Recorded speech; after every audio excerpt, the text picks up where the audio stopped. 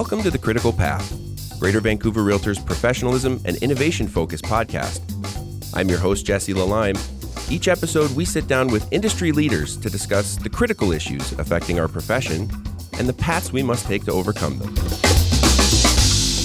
Today, REALTOR.ca, the most widely used real estate platform in Canada, has reached a critical path of its own. The future direction of REALTOR.ca hangs in the balance as it faces increasing pressures from rising costs and shifting consumer expectations. The Canadian Real Estate Association, or CREA, has put forth a proposal to turn REALTOR.ca into a taxable subsidiary wholly owned by the association. This proposal will soon be voted on by member boards across Canada at a special general meeting later this October. We're honored to have CREA CEO Janice Myers with us to explain this proposal in detail. We'll be discussing why CREA believes this shift is necessary, how it could impact realtors and the platform itself, and what steps lie ahead as we approach this pivotal vote. So let's dive right into this important topic today on Critical Path. Thanks for joining us, Janice. My pleasure. So let's just get started. Could you explain for our audience what the REALTOR.ca proposal is that CREA is recommending, and specifically things like taxable subsidiary? What does that really mean? Right. Well, you did a great job in your opening Thank you. of describing a lot of what we're doing. So REALTOR.ca forward is really CREA proposing to turn REALTOR.ca into a taxable, wholly owned subsidiary, as you mentioned. This would allow REALTOR.ca to operate as a business and generate revenue independently, while still being owned completely by CREA, and members would still own it via their membership in CREA. It would also ensure that CREA can focus back on its core mandates of advocacy and increasing professionalism and protecting the reputation of realtors. And we want both organizations to be clearly aligned, yet independent, independently strong, and that would lead to stronger collective impact, we believe. We believe we have a duty to our members to protect this primary business asset. And more importantly, in the face of the growing disruption and competition, REALTOR.ca forward presents a vision for the future of REALTOR.ca that can maintain its and grow its market share. It's been tremendously successful, and obviously connect realtors with consumers. And that's the primary reason that we have REALTOR.ca. In terms of, what is the taxable part of it and why, it really is that a business obviously that would pay tax like any other for-profit company, but it allows REALTOR.ca to pursue revenue generating opportunities that would not jeopardize CREA's not-for-profit status. And that's why it's super important for the taxable part of it. That's running a business, basically. Running a business, right? But also a key principle being revenue reinvestment. So when we think about taxable, we always think, there's going to be a bunch of profits. But one of the key principles of growing these revenues would be that they would be any after-tax income would be reinvested back into the platform to grow the platform. So that's a great explanation. And maybe we can get into from there a little bit about the status quo, how REALTOR.ca kind of currently is funded, what the model is, and why CREA feels that must change. Well, REALTOR.ca is entirely reliant on membership dues. And currently, 43% of those membership dues go to supporting REALTOR.ca. And that has continued to grow over the years as the expenditures of running a major consumer portal has continued to grow. So there's so much that's involved in terms of keeping pace, making sure the platform evolves and continues to innovate. And so those costs have been rising, and there's finite revenues available when it comes to membership dues. So again, the importance of looking at how can we diversify our revenues to support REALTOR.ca, and many of those opportunities require us to actually have a taxable entity, again, so that we won't jeopardize the not-for-profit status of the association itself. So within the business case, or I should say within the proposal is a business case, and that's something that maybe some of our listeners maybe haven't dived into maybe as deeply as you have. So maybe speak to a little bit about those revenue generating sources and how the business case kind of projects for Realtor.ca to become really sustainable and able to kind of reinvest and do all those things you were talking about. So the business case actually lays out two scenarios. One is a status quo, as if we were going to continue to rely on those membership dues, which will obviously have increasing pressure. And compared to what we call a look into the future of 5 revenue-generating opportunities. The task force, along with the experts, PricewaterhouseCoopers, who worked with us on this, looked at about 30 different opportunities for generating revenue. And they narrowed them down to 5 based on things like how difficult were they going to be to implement, what kind of resources would they take, how quickly would they be able to sort of lift off the ground and begin to bring in revenue. And they narrowed them down to 5. And they looked at a conservative, medium, and sort of bullish or most hopeful or optimistic view. But the business case takes the most conservative look at that and looks at a transition plan of about 9 years for Realtor.ca to become more independent. So the dues that I mentioned, the 43%, of the dues would gradually decrease down to 20% in the business case, and then that would eventually, those revenues could stay with CREA to continue to grow CREA itself, and then so the business case really lays out the future, what the future would look like at the status quo, and what the future would look like by implementing these revenue generating opportunities. The status quo looks like about 82% of increase required for membership dues. In 2021, CREA asked for an increase in dues because we need boards and associations to agree, because we saw this on the horizon, and boards and associations voted it down. So it is very important that we look at diversifying revenues so that we don't have all our eggs in one basket, so to speak. That's a great explanation, so thanks for that. Moving to kind of the tech side, because we talked about some of these pressures that are growing for Realtor.ca in terms of consumer expectations and the way people are able to use the site, both realtors and consumers, right? So how is this going to enhance Realtor.ca's ability to kind of keep up with competitors from a tech standpoint?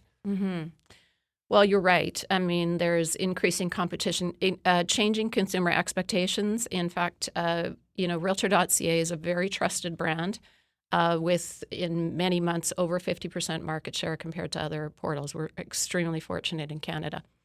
But consumer expectations are changing. And if you look at what consumers are looking for, those types of things, augmented reality, more data, it's almost becoming a research tool that they're looking to Realtor.ca. We really need to grow and innovate. Realtor.ca it's definitely very trusted by a demographic of kind of my age and older, but the younger people aren't loyal to any brand. And so they basically put an address in Google and they go to the first site that comes up. So we need to continue to evolve the platform so that we can continue to capture those consumer eyeballs, because ultimately, at the end of the day, Realtor.ca exists to bring consumers and realtors together.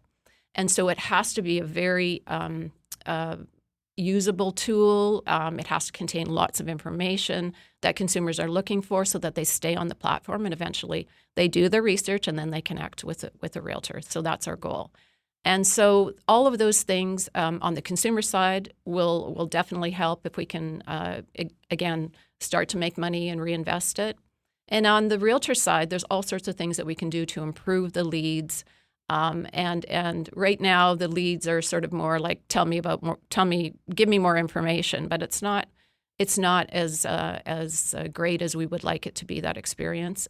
So we want to be able to make sure, obviously, that it's evolving for realtor needs as well, because, of course, all their data powers Realtor.ca. Exactly. Yeah. And that kind of gets into my next question a little bit about the impact for members and consumers on, their day-to-day kind of usage, right? For the members, their day-to-day business; for consumers, their day-to-day kind of usage of the site, like you said, finding something and generating a lead that way, just kind of poking. Well, people spend a lot of time looking at Realtor.ca and any other portals, and Realtor.ca is like so amazing in terms of having all the data that's on an MLS system in Canada. Every single board and association sends data to Realtor.ca. We are so fortunate. It's the envy of the world, in fact. When you look south of the border, if you're looking in any one area, yes, there's some very prominent portals, but often they don't contain all the information and in terms of what's available in a particular area. So consumers find themselves having to search multiple sites. And Realtor.ca powers all sorts of other third-party websites as well through our data distribution facility.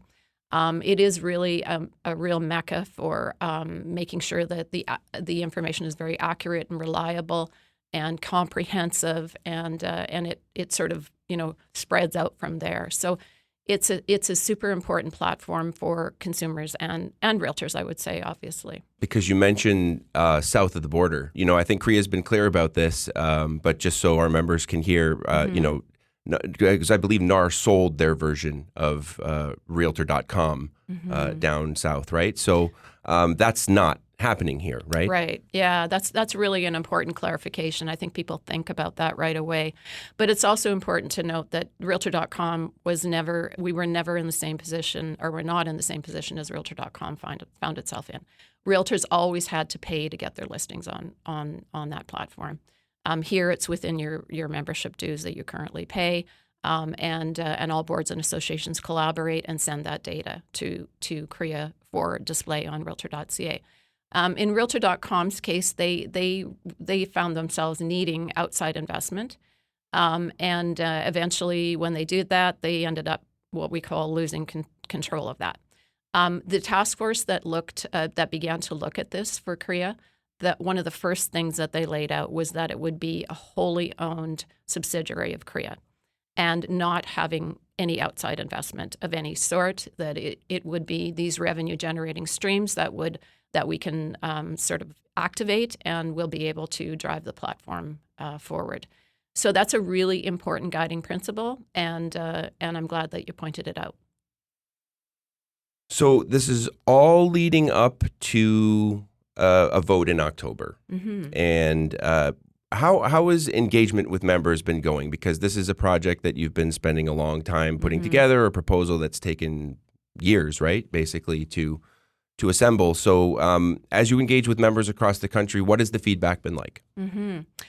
Well, there's been questions very similar to the ones that you've been asking, for sure. We have had, I believe, 4, maybe 5 direct member webinars. The last one actually had over 800 members on it, which is a spectacular turnout.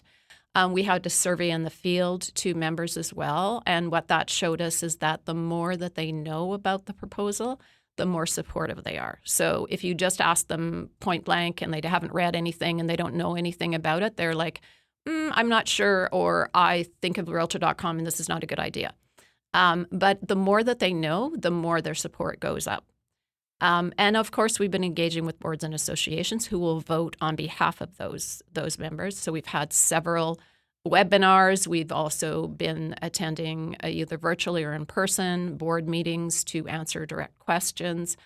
We've been working really, really hard to make sure that the word is spread about this important project called Realtor.ca Forward. And we're just really excited about the engagement, the level of engagement, the level of questions that we've gotten are very pertinent and they've been very, very, very insightful. They've also allowed us to tweak the governance a little bit because the governance is super important of this new entity as well. That's one of the key guiding principles is that we have a skills-based technology board that is sort of managing the leadership of Realtor.ca. And so the governance documents have laid out all of that. We have CREA will be the shareholder, the only shareholder. And so there's a number of guardrails and oversight things that are all laid out in those governance documents. So we've been talking to boards and associations about that to make sure they're comfortable that there still will be that balance of oversight, but also allowing the company to have the independence that it needs to operate as a technology company. And for anyone who might not be familiar, just give us a kind of an overview of the SGM process and how this is all going to go. Mm-hmm. It's on October 23rd, correct? It's on October 23rd. We're driving hard to that date to get a yes vote. And it actually will change CREA's articles of incorporation to allow and to make sure that it is a wholly owned subsidiary. And so that will require a 2/3 majority vote. And so that is why there's a higher bar for us to achieve. And that's why it's so critical that we be doing this outreach and making sure that people understand the proposal and the goals of Realtor.ca forward. So leading forward to that October 23rd vote, I just encourage our members to go and learn more about the proposal. Mm-hmm. It's all easy to find on CREA's website. Mm-hmm. And, obviously that's the next step. What are the kind of ways people can follow along post October 23rd? Mm-hmm. Well, we're going to be obviously communicating right away what the decision is. Frankly, within CREA itself, we're already working on a transition roadmap should we get the yes vote. And that certainly is going to be super important because at the end of the day, we want these two organizations to be very viable and be able to do what they need to do on behalf of realtors. So we're preparing for that. After that, you will hear all sorts of things and members will hear all sorts of things about next steps. Obviously, we'll be putting out a call at some point if we do get a yes vote we'll be looking for the leadership of that next board. There'll be a transition board. So we'll be looking to find a balance of realtors and skills-based technology people to serve on that board. So members will hear about that. I mean, there's just a lot of things that we'll have to unravel as we sort of turn our attention if we get the yes vote. I was going to just go back to, because we're talking about the proposal and if the proposal passes, Realtor.ca, correct me if I'm wrong, the funding by member dues would kind of go away, right?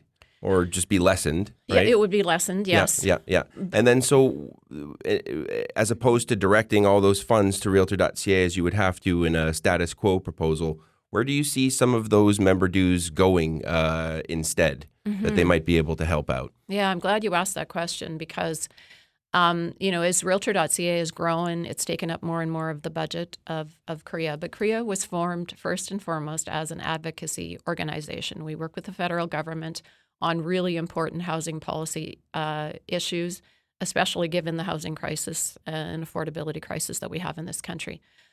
So we need to continue to expand our analysis and policy development on that end and work with and collaborate with other organizations. We've been so successful in getting the government to pay attention, and we need to continue to build on that.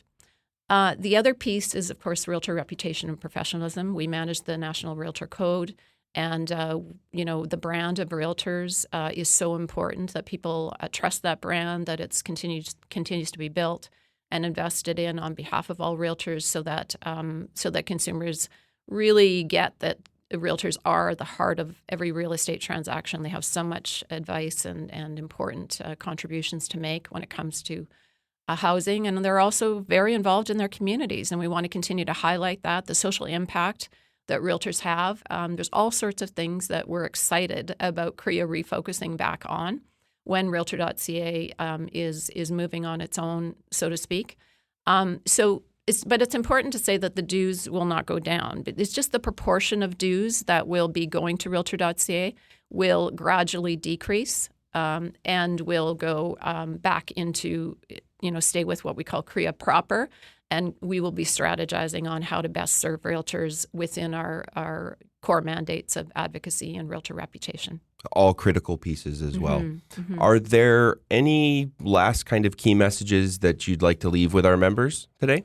So I would say that the most important thing about this project is that we have a duty to our members to protect this most critical business asset. And this is really what Realtor.ca Forward has been all about. It's been the most comprehensive due diligence process in CREA's history. And in fact, the most, I would say, most comprehensive outreach that we've ever done. We believe that in the face of growing disruption, that this is the right choice for Realtor.ca. And we believe that it will allow it to grow and innovate and continue to be this amazing platform. We've done an excellent job up until now, and we just want to continue to grow that and advance that for both realtors and consumers. That's perfect.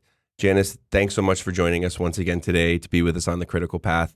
We'll be watching closely as the October vote approaches, eager to see the path CREA members choose for Realtor.ca. Regardless of the outcome, one thing is certain: innovation in our industry is not optional. It's a necessity.